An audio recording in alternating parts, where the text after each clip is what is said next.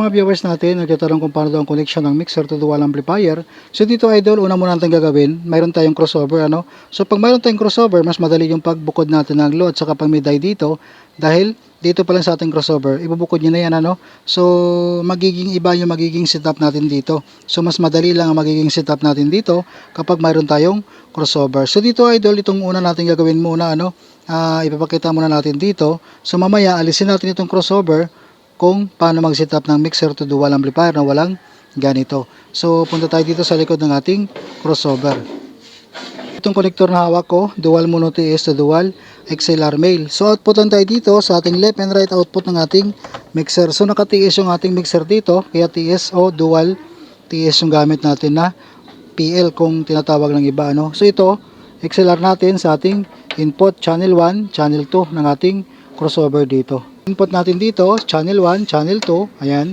Pag nakatuwi naman tayo dito sa ating crossover, so maging connection na natin dito ang low at saka high ano. So connector lang ang gamitin natin, dual XLR female to dual male RCA. So halimbawa, low output tayo dito sa channel 2, channel 1. Ayan. Papunta ito ngayon sa ating amplifier na gagamiting pang low. So kung ano ang input nito o selector nito, doon tayo mag-input. So itong isa nating connector, same lang din, dual XLR female to dual male RCA. So output tayo dito sa ating high, channel 1, channel 2. Papunta ito ngayon sa gagamitin nating high o mid-high na amplifier. So halimbawa, itong nasa baba, dito tayo mag-input. Kung ano ang selector nito, kung anong nakaselect dito, dito tayo mag-input. So yun lang magiging connection kapag mayroon tayong crossover ano. So napakadali yung magiging setup natin. So mabubukod na natin yung low at saka high dito o pang mid-high sa ganitong magiging setup natin. So ngayon idol, paano naman pag walang crossover, mixer to dual amplifier lang. So magbabago tayo ng connection dito. So alisin natin itong crossover at saka mga connector natin. Gamitin natin ang connector dito, dalawa lang din ano. Itong mono TS to dual male RCA para dito sa ating auxiliary output.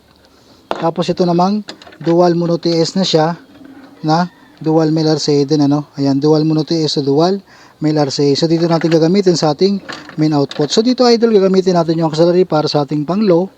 Tapos yung main output para sa ating pang mid-high. So pwede natin pagbaliktarin yan. Auxiliary gamitin sa pang mid-high, main output gagamitin sa pang low. So pwede yan pagbaliktarin natin kung ano ang giging gusto nyong setup. So dito, halimbawa dito, ang ating main output gagamitin natin dito. Itong connector na gagamitin natin.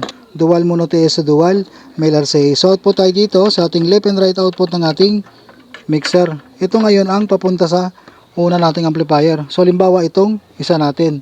So gagamitin itong unang amplifier natin sa ating pang mid-high halimbawa ano.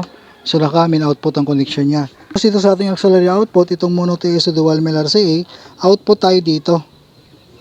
Output tayo dito sa ating auxiliary output to dual male RCA ano. So ito ngayon gagamitin natin sa pangalawa nating amplifier or gagamiting pang low.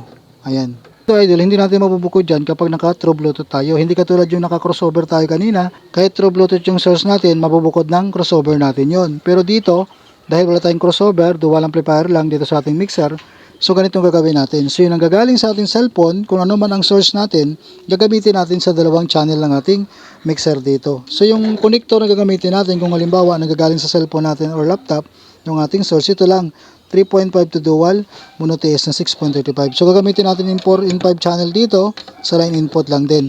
So ngayon, itong 4 or 5 gagamitin natin sa magkabukod dito o magkahiwalay, auxiliary at saka main output. So halimbawa, yung auxiliary gagamitin natin sa ating pang low. Halimbawa, yung channel 4, ibaba natin yung mid at saka high dito. Itira natin yung pinaka low niya. Ayan.